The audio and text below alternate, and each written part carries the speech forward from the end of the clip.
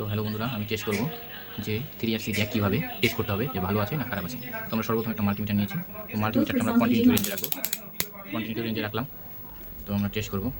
দেখো multimeter test করতেছি, দেখো বিট সাউন্ড পাচ্ছে। তো আমরা টেস্ট করবো যে ভালো। প্রথমে আমরা গ্রাউন্ড টেস্ট করবো। এটা একটা হোয়াইট, এটা একটা হোয়াইট, পাচ্ছি না কোনো কন্টিনিউ। তারপরে এটাও কোনো কন্টিনিউ পাচ্ছি না, তো এটাও কোনো কন্টিনিউ পাচ্ছি না, কন্টিনিউ পাচ্ছি না, এটাও কন্টিনিউ পাচ্ছি না, এটাও পাচ্ছি না।